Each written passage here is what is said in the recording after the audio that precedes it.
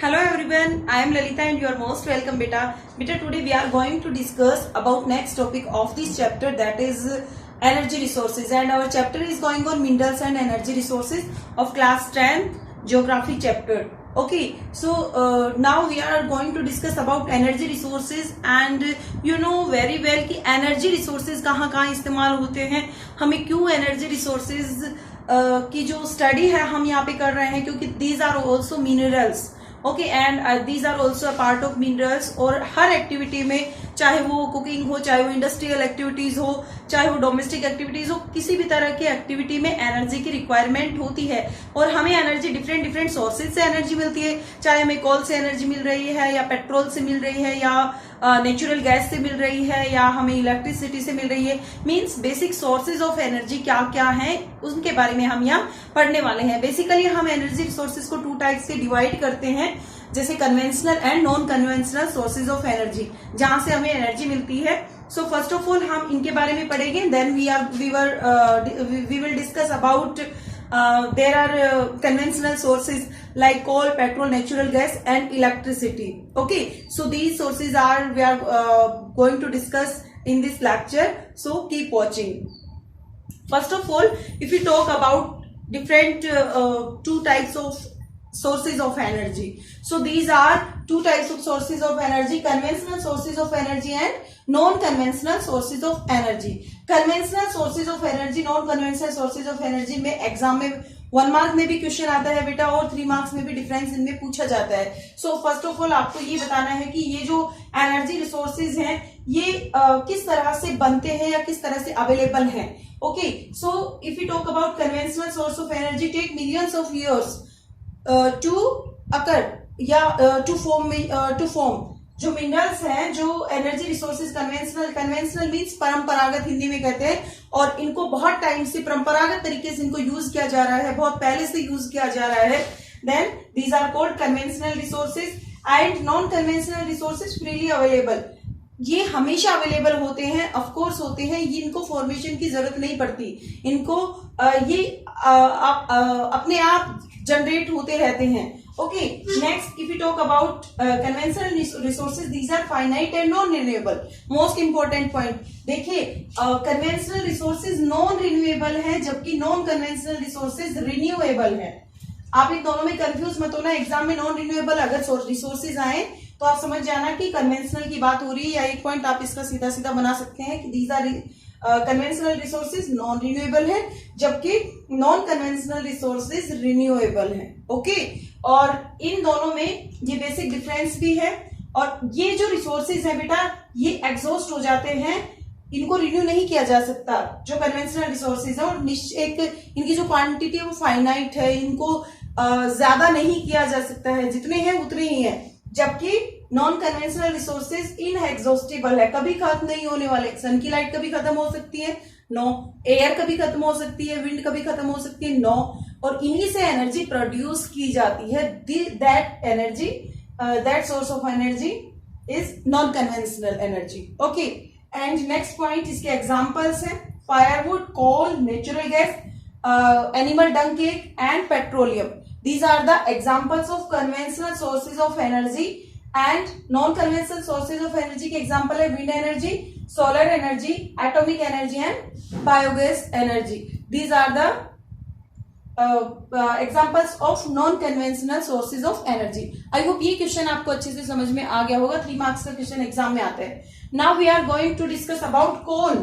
Sorry, code लिखा गया coal. Coal resource, coal source. कोल क्या है? कोल आपको पता है बेटा, बहुत टाइम से, अगर हम बात करें बहुत पुराने टाइम से एक ट्रेडिशनल सोर्स ऑफ एनर्जी है, एक कन्वेंशनल सोर्स ऑफ एनर्जी है, जो इंडिया में एक्सेसिवली पाया भी जाता है. इंडिया में बहुत एक्सेसिवली पाया जाता है कोल. और ज्यादातर जो इंडिया में अगर हम बात करें उसके रीजन्स की, तो नॉर्दर्न ईस्टर्न पार्ट इसके लिए मोस्ट पॉपुलर है and use to power generation for industries and domestic use. आज आपके पास सोलर एनर्जी के पैनल होंगे ऑफ कोर्स, लेकिन अगर हम पुराने टाइम की बात करें, इलेक्ट्रिसिटी आपके पास 2 टाइप से जनरेट की जाती है, थर्मल और हाइड्रो इलेक्ट्रिसिटी. बट अगर हम पुराने टाइम की बात करें, आपने देखे होंगे स्टीम इंजन जो किससे चलते थे, स्टीम से. और स्टीम किससे प्रोड्यूस की जाती थी, वाटर से. और वाटर से स्टीम प्रोड्यूस करने के लिए किसका यूज होता था, कोल का यूज होता था। ठीक है, बहुत सी मोस्ट ऑफ द इंडस्ट्रीज में ऑफ कोर्स आज भी कोल का इस्तेमाल बहुत एक्सेसिवली किया जाता है। इंडिया में कोल रिसोर्स बहुत ज्यादा है। इसका भी क्वेश्चन एग्जाम में आता है। Okay, which source of energy is excessively use in India या अबेंडेंटली अवेलेबल इन इंडिया। तो इस तरह से करके इसका क्वेश्चन एग्जाम में पूछा जाता रहा है हमेशा। आपको ये पॉइंट्स इसके बारे में लर्न करने हैं। ज्यादातर जो ये पावर जनरेशन के लिए, इंडस्ट्रियल और डोमेस्टिक यूज के लिए, पावर जनरेशन के लिए इसका इस्तेमाल होता है। And depending on compression depth और टाइम पीरियड। इससे पहले हम इस पॉइंट को ले लेते हैं। Form due to the compress of plant materials over millions of years. जो भी live material, plant and animal material, जो भी डेड एनिमल्स होते हैं, डेड प्लांट्स होते हैं, तो उनके बरियल होने से, मतलब उनके दब जाने से जो कोल बनता है, जो एक एनर्जी रिसोर्स बनता है, दैट इज कोल। ये एक फॉसिल फ्यूल है। कोल भी फॉसिल फ्यूल और पेट्रोल भी फॉसिल फ्यूल है। ओके, और बहुत टाइम के बाद इसका डिपेंड करता है कि किस क्वालिटी का कोल होगा। तो ये इसके टाइम ड्यूरेशन पे डिपेंड करता है। Depending on compression depth and time of burial मतलब कितने टाइम से ये बन रहा है, इस पे डिपेंड करता है। Next we are going to discuss its type और मेन। बेसिकली बेटा इसके 4 टाइप होते हैं। एंथ्रासाइट जो कि बहुत ही हाईएस्ट क्वालिटी का कोल माना जाता है, हाईएस्ट क्वालिटी ऑफ कोल। और इसमें जो देखो बेटा, क्वालिटी को कैसे मेजर किया जाता है कि क्वालिटी, अगर कोल में कार्बन कितना है, उसकी हीटिंग पावर कितनी है, वो उसकी वजह से ये हमें पता लगता है कि इसकी किस तरह की क्वालिटी है। जिसमें कार्बन ज्यादा होगा, कार्बन कंटेंट, और जिनमें हीटिंग पावर ज्यादा होगी, तो वो क्या होगा, वो अच्छी क्वालिटी का कोल होगा। सबसे हाईएस्ट क्वालिटी का आपकी बुक में सबसे लोएस्ट क्वालिटी से, यानी कि एक असेंडिंग ऑर्डर में दिए हुए हैं। तो पीट जो है, पीट देखो बेटा सबसे लोएस्ट क्वालिटी का होता है।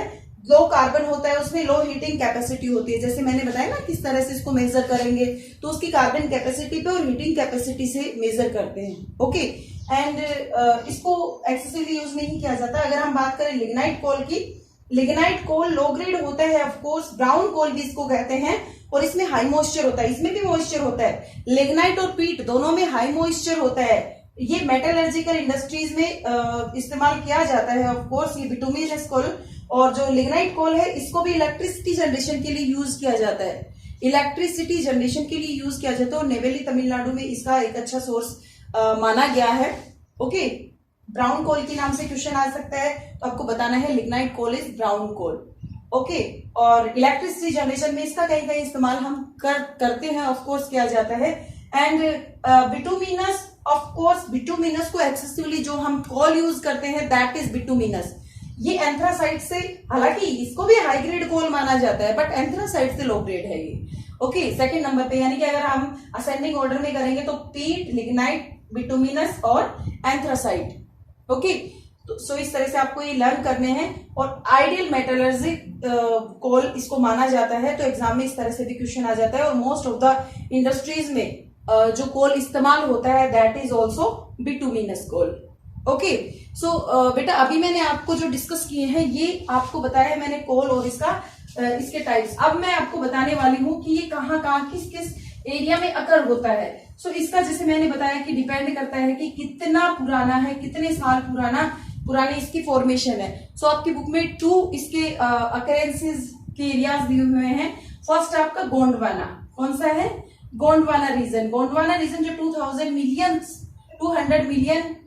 ईयर्स एगो, ईयर्स एगो, इसका टाइम ड्यूरेशन है कि 2000 मिलियन ईयर्स एगो जो फॉर्मेशन हुई है कोल की, वो गोंडवाना रीजन। गोंडवाना आपको वैसे भी पता है कि गोंडवाना रीजन सबसे पुराना रीजन। आपने जब फॉर्मेशन ऑफ अर्थ पढ़ा था, जब आपने 9th क्लास में प्लेट्स वाला चैप्टर पढ़ा था, तो उसमें भी गोंडवाना और अंगारा लैंड, गोंडवाना लैंड के बारे में आपने पढ़ा था। ओके, गोंडवाना रीजन जो बहुत पुराना रीजन है, और इसमें कौन से स्ट्रीट्स आते हैं बेटा, क्या क्या कौन कौन से एरियाज इसमें आते हैं। पहले आप रीजन देख लो, Gondwana region and then tertiary region. Tertiary region जो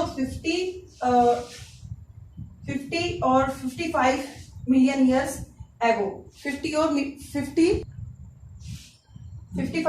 मिलियन ईयर्स एगो कर लो इसको, 55 मिलियन ईयर्स एगो जिस कोल की फॉर्मेशन हुई है, that is tertiary coal reason.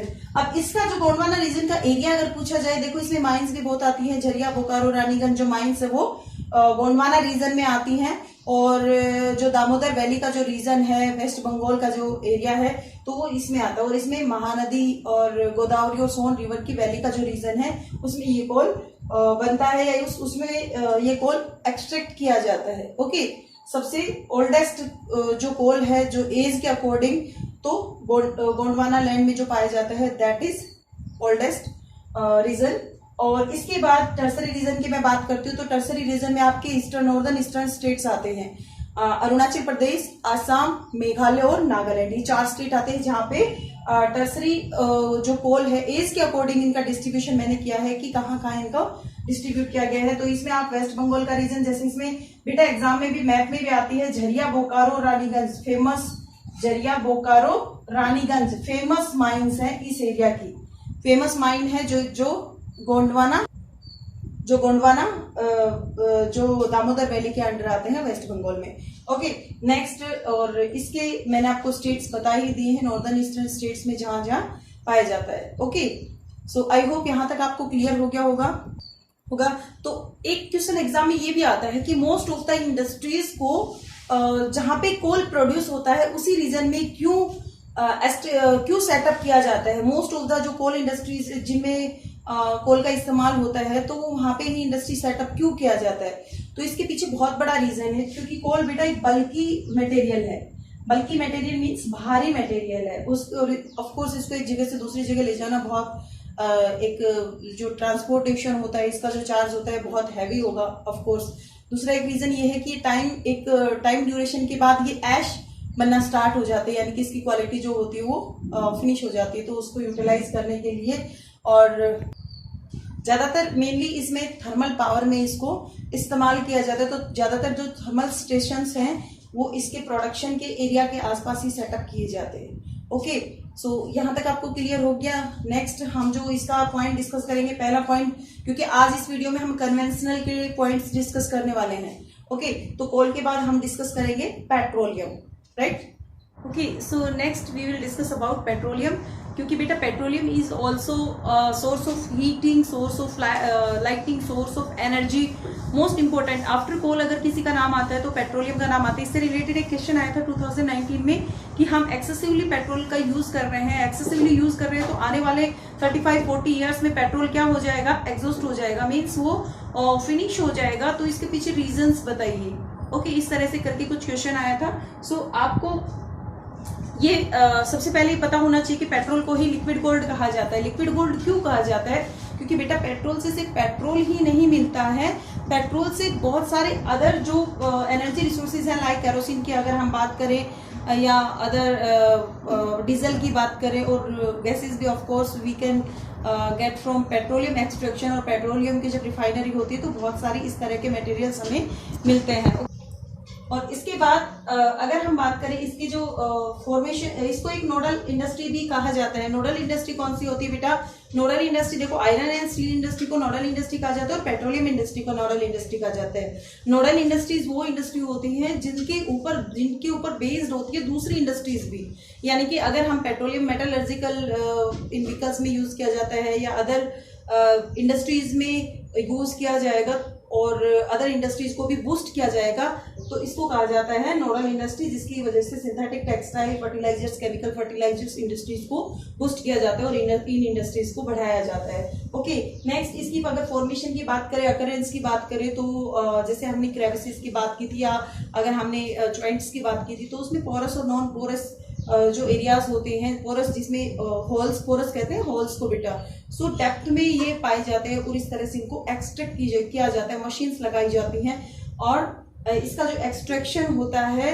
उसके लिए जो रीजंस होते हैं। और एक देखो ये लाइट होता है तो इसका वाटर में मिक्सअप नहीं होता, वाटर में मिक्स नहीं होता, वाटर की जो लेयर होती है उससे अपर लेयर में ये आ जाता है। और इसका जो 63% है वो मुंबई है बेटा। जैसे आपका जो इंडिया का, जैसे ये आपका साउदर्न पार्ट ऑफ इंडिया है, यहाँ पे ये महाराष्ट्र का रीजन है और यहाँ पे मुंबई हाई है, बिल्कुल गुजरात और महाराष्ट्र के लगभग बॉर्डर के साइड में। ये सी ऑफ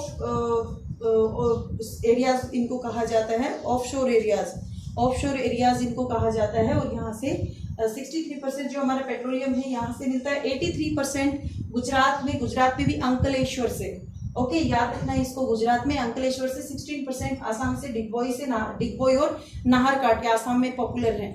ओके, पेट्रोलियम के लिए। और सबसे जो ओल्डेस्ट स्टेट है वो भी आसाम है। आसाम बहुत पहले से, यानी कि सबसे पुराना और आज तक अपनी जो सिचुएशन है, जो कंडीशन है पेट्रोल प्रोडक्शन के लिए, तो उसको मेंटेन किए हुए हैं। Okay, so this is most important source of energy, conventional source of energy. और एक चीज और मैं आपको बताना चाहूंगी, आफ्टर कोल अगर किसी का नाम आता है, यानी कि राइट टू कोल इसको कहा जाता है। Okay, next if we talk about natural gas is also most important conventional source of energy, और इसको क्लीन सोर्स ऑफ एनर्जी भी कहा जाता है, इसको इको फ्रेंडली भी कहा जाता है। और क्योंकि बहुत सारी रॉ मटेरियल जो पेट्रोकेमिकल इंडस्ट्रीज होती है उनमें रॉ मटेरियल के तौर पे इसको यूज किया जाता है। एनवायरमेंट फ्रेंडली इसको क्यों कहा जाता है? क्योंकि कार्बन डाइऑक्साइड का जो एमिट है, जो कार्बन डाइऑक्साइड का पॉल्यूशन, क्योंकि कार्बन डाइऑक्साइड से पॉल्यूशन होता है और उसका जो एमिट है इसमें से बहुत कम होता है। ठीक है, इको फ्रेंडली इसको कहा जाता है। और इसकी जो रीजन है, कृष्णा गोदावरी बेसिन में ये अवेलेबल है। लार्जली मींस लार्ज स्केल पे। सबसे एग्जाम में क्वेश्चन भी आया था एक बार, लार्ज स्केल पे नेचुरल गैस का जो रिजर्व्स है वो कहाँ पे? कृष्णा गोदावरी बेसिन में, आपको याद रखना है। इसके अलावा मुंबई हाई और gulf of Cambay and Andaman Nicobar, these are also the areas from where natural gas is extracted. Okay, next इसका जो एक रीजन है हाजीरा बीजापुर जगदीशपुर, ये पाइपलाइन है बेटा, जो लॉन्गेस्ट पाइपलाइन है, 1700 इसकी लेंथ है। और इसके थ्रू गैसेस और ऑयल पाइपलाइंस बेटा, जो हमारी इकोनॉमी है उसकी आर्टरीज इनको कहा जाता है। जो हमारी इकोनॉमी है उनके आर्टरीज इसलिए कहा जाता है, लाइफलाइन कहा जाता है, क्योंकि इनके थ्रू एक जगह से दूसरी जगह पे गैस और ऑयल का ट्रांसपोर्टेशन होता है, सेफ ट्रांसपोर्टेशन होता है और क्विकली वो ट्रांसपोर्टेशन हो जाता है। और यहाँ से जो अनदर एरियाज है वहाँ पे सप्लाई किया जाता है। सीएनजी जो आप गाड़ियों में इस्तेमाल करते हैं, that is also source obtain from natural gas. Okay, next if you talk about electricity, और इलेक्ट्रिसिटी के बिना तो आप इमेजिन नहीं कर सकते अपनी लाइफ को, क्योंकि electricity is most important part of our life.